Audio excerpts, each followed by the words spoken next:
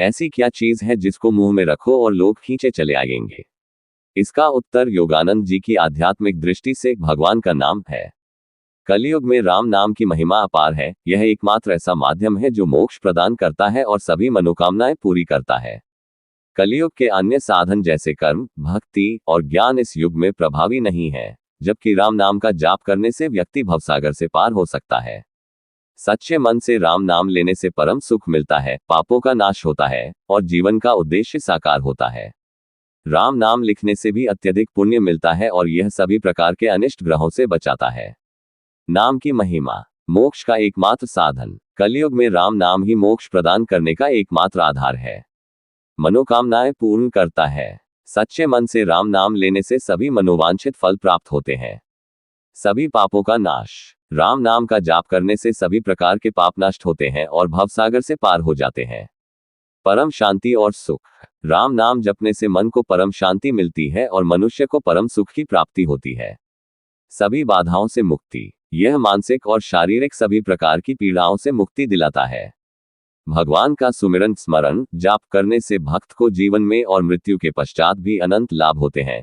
कलयुग में भगवान नाम सुमिरन से ही भक्त भगवत प्राप्ति और मोक्ष प्राप्त करता है। जैसे अतिथियों को संतुष्ट करने के लिए विशेष भोजन पकाते हैं, जैसे शिशु को सुलाने के लिए माँ लोरी गाती है, वैसे ही भगवान को प्रसन्न करने के लिए नाम जाप एक श्रेष्ठ साधन है।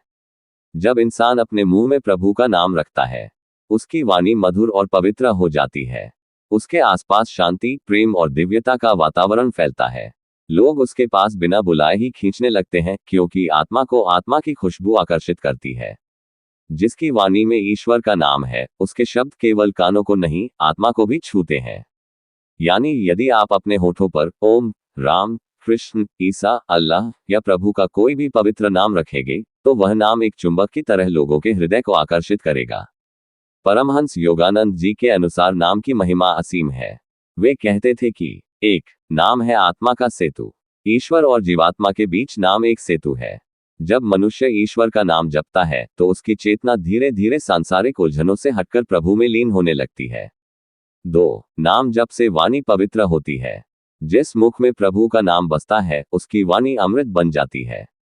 ऐसे व्यक्ति के शब्द केवल कानों को नहीं, आत्मा को भी शांति देते हैं। 3. नाम है चुंबक। ईश्वर का नाम अपने आप में इतनी शक्ति रखता है कि वह लोगों के हृदय को आकर्षित करता है।